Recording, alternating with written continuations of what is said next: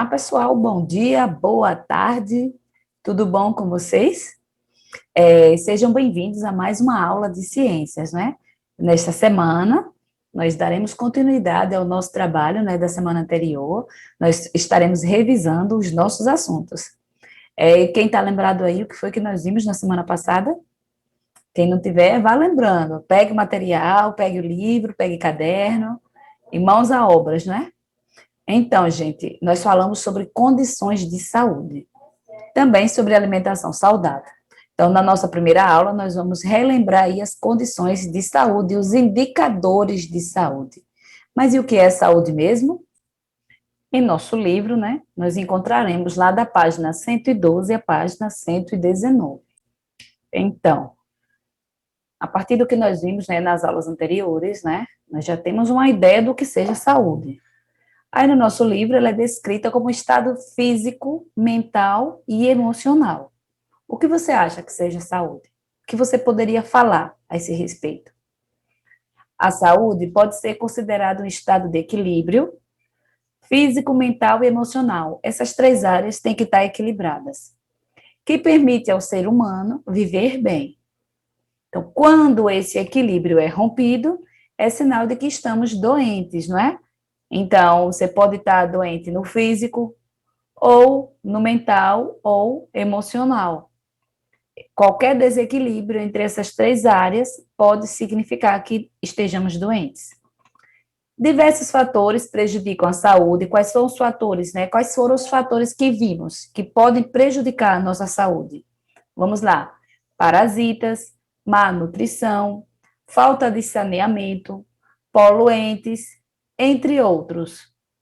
Veremos alguns desses fatores nesse capítulo e no capítulo seguinte estudaremos as doenças transmissíveis com mais detalhes. Mas, além, né, gente, da saúde de cada um, além da saúde individual, né, do ser humano, é importante acompanhar a saúde da população como um todo. E quem é que faz isso? Quem é que acompanha a saúde da população? Governo e também a sociedade. Governo e sociedade podem analisar as condições de saúde de uma comunidade, cidade, estado ou país e então implementar ações que melhorem a qualidade de vida de todos.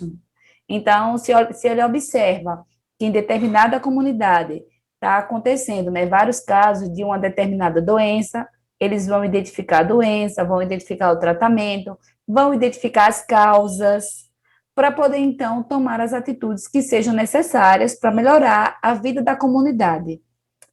Vamos lá. Agora a gente vai ver os indicadores sociais e econômicos. Será que eles importam? Será que eles fazem diferença na vida da população? Olha só, a qualidade da água, os tipos de alimento, as condições de moradia e o acesso à educação são alguns dos fatores que influenciam a nossa saúde.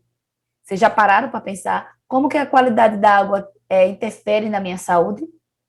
Como que os tipos de alimento, né, que eu consumo interferem na minha saúde? E as condições de moradia, será que interferem, gente, na nossa saúde? E o acesso à educação, né, o acesso à escola, será que interfere? Vamos conhecer melhor esses indicadores, né? Esses fatores são chamados de indicadores, e vamos analisar o que é que interfere na nossa saúde, de que maneira, né, interfere, tá bom? Para começar, ó, o primeiro, né, nós já vimos, já estamos revendo, né, gente? Só para lembrar. Vamos falar da mortalidade infantil. O que seria a mortalidade infantil? Então, a taxa de mortalidade infantil corresponde ao número de crianças que morrem antes de completar 1 ano de idade, em cada 1.000 crianças, né? Em dado período de 1 ano, por exemplo, né? Pode ser 1 ano, pode ser 5 anos, 10 anos, né? A quantidade de crianças que morrem antes de completar 1 ano de idade. Aí vem alguns fatores: a falta de saneamento básico, de assistência médica à criança e à gestante, e a desnutrição são fatores que elevam a taxa de mortalidade infantil. Então, por que é necessário que a mulher, assim que ela descobre que está grávida, por que é necessário que ela vá ao médico, que ela faça exames, né, que ela faça o acompanhamento que é chamado de pré-natal? E o bebê, quando ele nasce, né? Por que que ele é acompanhado, né, sempre mais de perto, até ele fazer determinada idade? O que que tem, existe esse acompanhamento para essas crianças? Tudo isso é para colaborar, né, para que diminuam, né, a taxa, as taxas de mortalidade infantil. Então, em razão disso, quanto mais desenvolvida uma região, menor será a taxa de mortalidade infantil.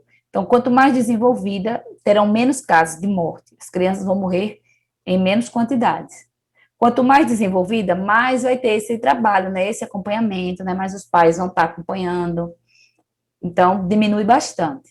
Nas nações mais desenvolvidas, né, com melhores condições sociais e econômicas, como o exemplo aí do Japão, a taxa de mortalidade infantil é muito baixa, menor do que 3 mortes para cada 1.000 nascidos. Já no Brasil, olha aí, segundo o IBGE de 2015, foi de 13,3 mortes para cada 1.000 nascidos. E aí, na nossa região, como é que a gente vai descobrir? Vou mostrar para vocês qual a situação do nosso município, tá bom? Então, pessoal, olha só, nós vimos aí no nosso livro, né, que no ano de 2015, o índice de mortalidade no Brasil era de 13,3 mortes a cada 1.000 crianças.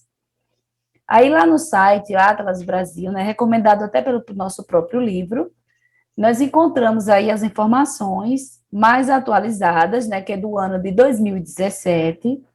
Aí já caiu esse número aí, do Brasil, caiu para 12,81.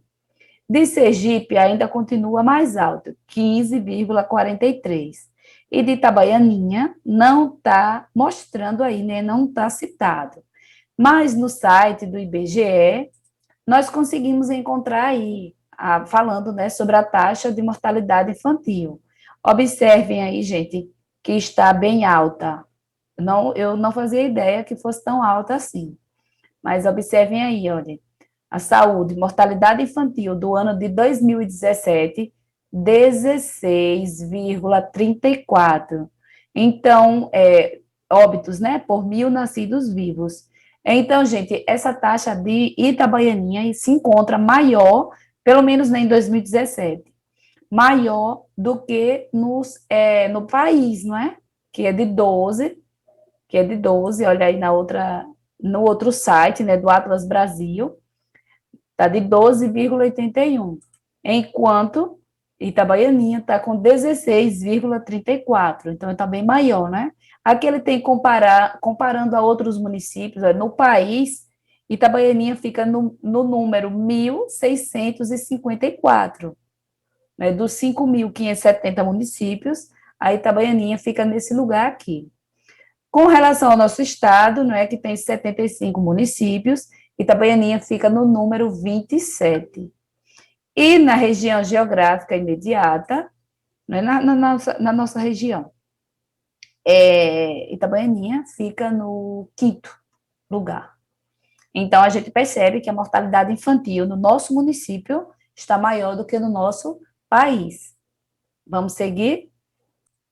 Muito bem. Então, nós já falamos sobre a mortalidade infantil. Vimos também, gente, que a taxa varia de região para região, né? Nós já sabemos que nos estados mais pobres a taxa é mais alta e nos mais ricos a taxa é mais baixa. E a que se deve isso, né? Entre outros fatores, ao maior número de habitações com saneamento básico, né, na região mais desenvolvida, na região mais rica, aí as habitações são melhores, né, com saneamento básico e acesso aos serviços de saúde, com melhorias no acompanhamento da saúde de mulheres grávidas e crianças. Em 2018, porém, dados do Ministério da Saúde apontaram um aumento nessa taxa para 14 mortes em cada 1.000 nascidos. Então, observem, em 2018 foi para 14, né? Lá aquela taxa que eu mostrei para vocês, que era de 12,38, era de 2017, certo? Então, aí aumentou para 14. Enquanto teve uma pequena queda, não é? Em 2017, 2018 aumentou um pouco, e ele tem um fator a que foi atribuído nesse aumento, que foi devido ao surgimento do Zika vírus, né? A partir do final de 2015. Então, a piora nas condições socioeconômicas de parte da população e a redução de adesão às campanhas de vacinação. Vamos falar agora de outro indicador, que é a expectativa de vida. E o que vocês entendem por expectativa de vida? Nós já falamos, né, na aula anterior, que isso corresponde ao tempo de vida, né, aos anos que a pessoa vive. Então, o número estimado de anos de vida para uma pessoa desde o seu nascimento é conhecido como expectativa média de vida ao nascer, ou simplesmente expectativa de vida. E esse indicador vem aumentando no mundo ao longo do tempo, né? Isso se deve à melhoria nas condições de saúde, né, como saneamento básico, campanhas de vacinação e maior atendimento médico, além de novos medicamentos e tratamentos desenvolvidos pelas ciências da saúde. Então, são muitas razões, não é? Mas, qual seria a expectativa de vida do brasileiro? No Brasil, em 2015, a expectativa de vida ao nascer era de 75,5 anos. Lembre-se, no entanto, de que esse indicador é uma média que varia em função das condições de saúde de diferentes regiões de um mesmo país. Lembrem que o nosso país é gigante, não é? Então, as diversas regiões que existem no Brasil vão ter diversas realidades, né? Como se fossem vários países em um único. Então, as realidades serão diferentes e essas taxas também serão diferentes. E em nosso município, como será essa taxa, né, de expectativa de vida? Qual seria a expectativa de vida ao nascer aqui em Itabaianinha? No site, né, eu encontrei a outra informação, né, da mortalidade infantil. Aí essa informação não tem disponível para a gente saber do nosso próprio município. Então, a gente considera a informação geral, né, do que é apresentado do Brasil, que é 75,5 anos. A escolaridade, mas o que é que a escolaridade tem a ver com a saúde, né? Então, o nível de escolaridade de uma população refere-se ao tempo de estudo das pessoas. A porcentagem de crianças que frequentam a escola e o índice de analfabetismo são importantes indicadores dos padrões de vida de uma população. Então, quanto maior o nível de escolaridade de uma população, maior será a sua qualidade de vida e maior o desenvolvimento do país. Com boa educação e boa saúde, ampliam-se possibilidades de trabalho e de melhora nas condições de vida. Então, o ingresso e a permanência na escola dependem muito de quanto a família ganha, né? Quando a renda é baixa, a renda familiar é baixa, são frequentes os casos de crianças e adolescentes que deixam de frequentar a escola para trabalhar e ajudar no sustento. Então, no Brasil, né, a gente conhece vários programas que visam proteger crianças e adolescentes, né, menores de 16 anos, contra qualquer forma de trabalho, procurando garantir que frequentem a escola. Eu vou mostrar para vocês, lá no site, as informações sobre escolaridades do nosso município. Então, olha, nós encontramos aí no site do IBGE a taxa de escolarização de 6 a 14 anos de idade, isso de 2010. Está bem desatualizado, né? Está bem distante. Então, nós temos 98%, né, das crianças e adolescentes, né, entre 6 e 14 anos na escola. Já no outro, aqui tem até fontes de IDEBs, né? IDEBs, matrículas, vocês podem verificar aí através do telefone ou computador de vocês, né, no site do IBGE Cidades. Então, vocês podem identificar, né, esses dados de 2017, 2018, mas a taxa de escolarização de 6 a 14 anos ainda está bem distante, que é 2010, ó, nós já estamos em 2021, então já são 11 anos. Aí, nesse período, estava de 98%. Aí, no outro site, né, Atlas Brasil, olha aí, Itabaianinha não é citada aqui, ó, com essas informações, né, não foi alimentado aí o sistema, né, ou de outra forma que eu não consigo explicar para vocês. Mas tem os dados do Brasil, né, a taxa de analfabetismo de 15 anos ou mais de idade, né, em 2017. Todas essas informações são do ano de 2017. Então, no Brasil era 7,10, em Sergipe, 14,42. Agora, com 18 anos, né? 18 anos ou mais de idade. 7,52 no Brasil, em Sergipe, 15,36. Observe que estão bem maiores as taxas, né? Comparando ao Brasil. de Itabaianinha, né, que deveria estar aqui nesses tracinhos, não poderia explicar. Mas nós vimos lá que, pelo menos de 6 a 14 anos, 98% dos alunos estavam na escola, né, frequentando a escola aí, não fazia parte do analfabetismo.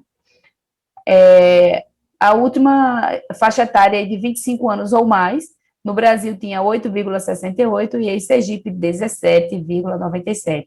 Então, em todas essas taxas, Sergipe está sempre mais alto, né? Então, vamos continuar e vamos entender o que acontece.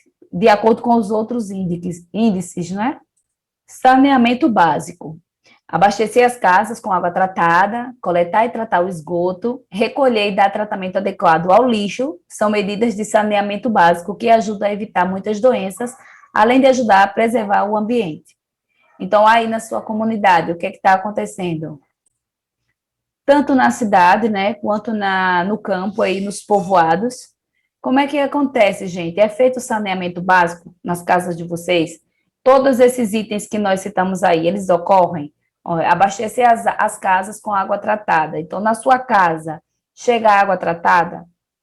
No nosso município, né, tem uma empresa que é responsável pelo tratamento e distribuição de água, que é a DESO, né?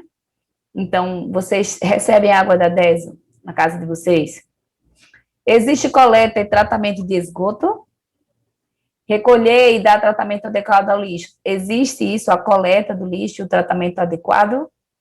Qual seria a situação aí? Vocês já pensaram quais seriam a situação na casa de vocês?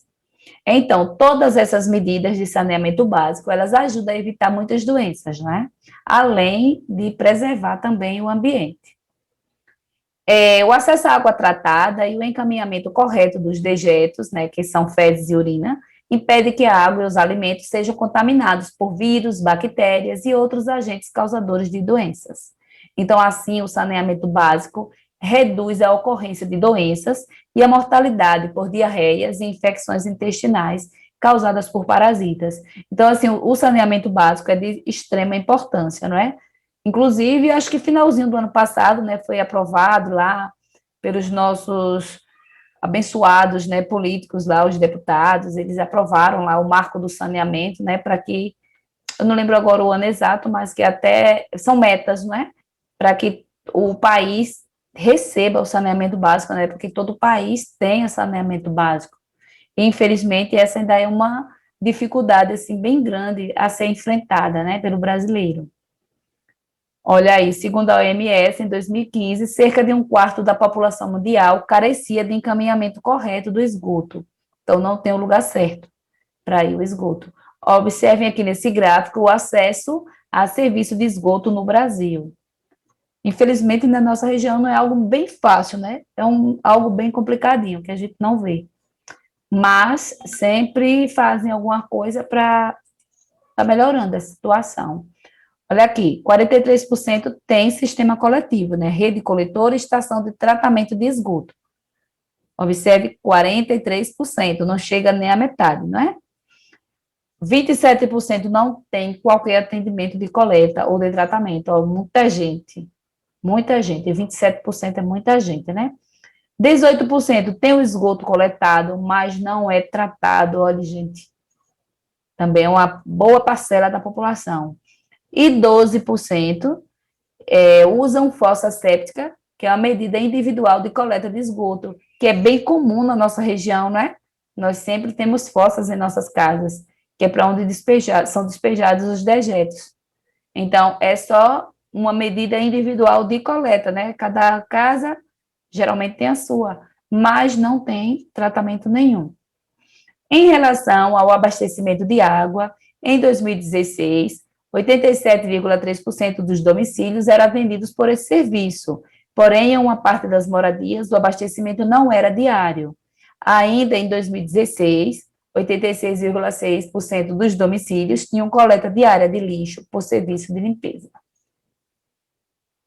Agora vamos ao Índice de Desenvolvimento Humano, que é a expectativa de vida associada à renda das pessoas, né? Quanto dinheiro elas ganham, e a educação são usados para definir o chamado Índice de Desenvolvimento Humano. Então, é a renda e a educação. O IDH considera que pessoas com renda suficiente, boa educação e acesso à saúde tendem a viver melhor, ou seja, a ter uma melhor qualidade de vida. E a escala, né, do IDH varia de 0 a 1. Quanto mais próximo de 1, considera-se que maior é o bem-estar da população. Olha aí, países desenvolvidos têm IDH acima de 0,85. Lembram que quanto mais próximo de 1, mais é melhor, não é? O bem-estar, é maior o bem-estar da população. Então, 0,85 em países desenvolvidos. Em 2017, o IDH do Brasil era de 0,75, ocupando, olha aí, gente, que posição. Número 79, 79ª posição, entre 189 países. Será que a gente encontra lá as informações da nossa cidade? Olha aí. Aqui, ó, tá bem antigo, de 2010 ainda, né? Aqui no site do IBGE. Aí nós temos aqui, Índice de Desenvolvimento Humano Municipal, 0,556. Nós já vimos que quanto mais próximo do 1, é melhor, não é? Já vimos que no Brasil também a média estava de 0,75, 0,75, e aqui nós estamos abaixo, né, gente? 0,556, 0,55. Mas lembrando que esse índice aqui corresponde ainda ao ano de 2010. Então, o sistema não está atualizado. Algumas coisas ele mostra de 2017, né? Se vocês fizerem a pesquisa aí, vocês podem estar encontrando também. Olha aqui, no outro site, Atlas Brasil, aí tem Brasil, 0,778. Itabaianinha não consta, e Sergipe, 0,702. Está até mais próximo, né, de Brasil.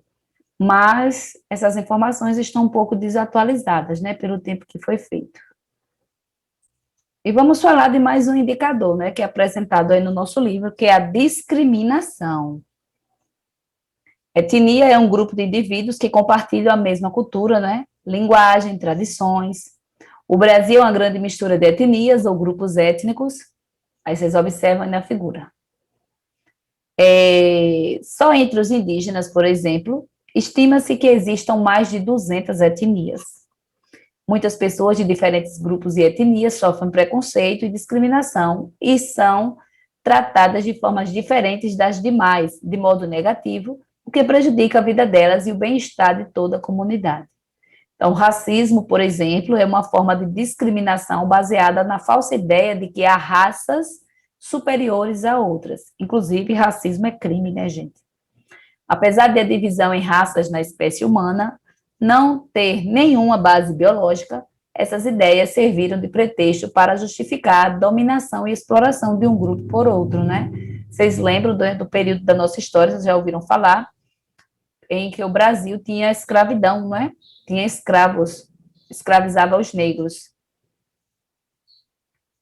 E graças a Deus que isso acabou, né? Mas, assim, são lutas diárias.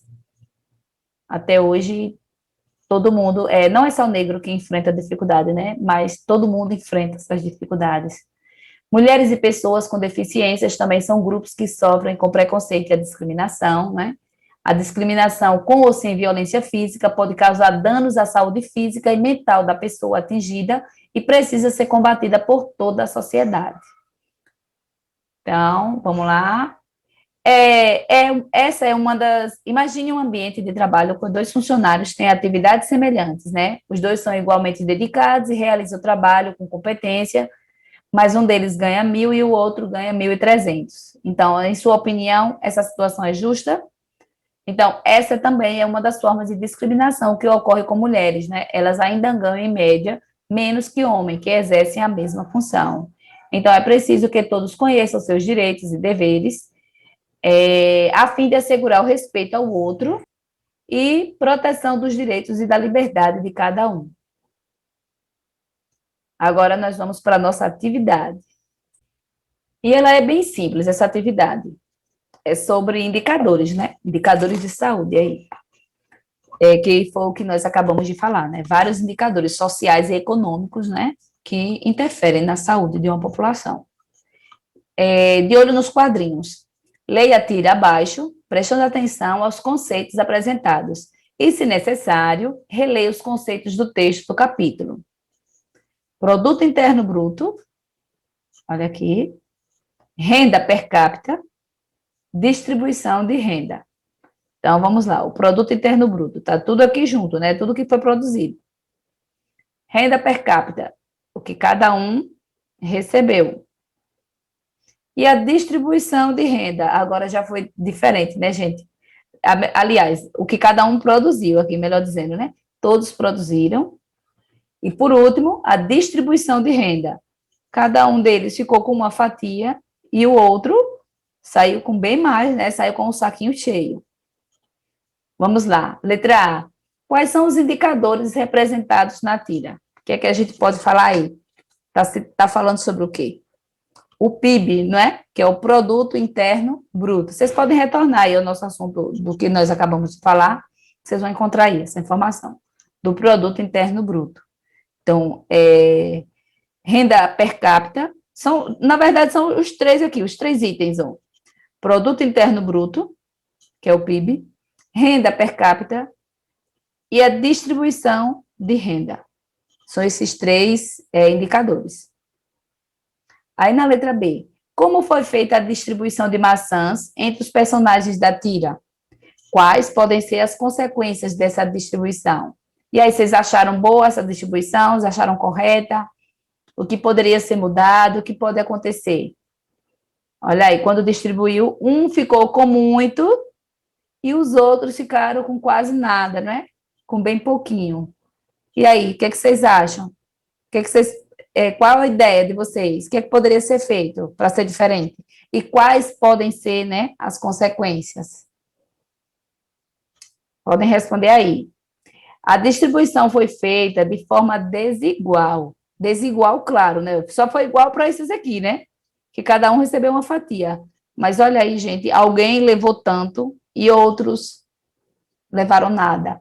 Então, a distribuição foi feita de forma desigual. A desigualdade é muito negativa para o desenvolvimento da sociedade, porque prejudica a maioria das pessoas, olha. Olhe que só um que levou muito e vários levaram um pouquinho. Então, já está prejudicando a vida deles aí, né? Da maioria. É a maioria, que aqui são três e aqui só é um, beneficiando apenas um pequeno grupo. É a nossa realidade, não é, gente? Não é bem a nossa realidade. Se a gente for pensar, olha nos políticos do nosso Brasil, que ganham tanto dinheiro, são tantos benefícios, tantas mordomias, não é? E o que sobra para nós, do povo, não é? Parecido, bem parecido isso aí, esse momento. Problemas econômicos e violência são algumas das consequências da desigualdade. Então, vocês podem responder aí a atividade de vocês, conforme o que a gente falou agora, tá certo? Então, a nossa primeira aula semanal está concluída aqui agora, e na próxima aula, né, nós continuaremos a falar sobre a alimentação, certo? Que também é muito importante para a nossa saúde. Então, fiquem com Deus e até a próxima.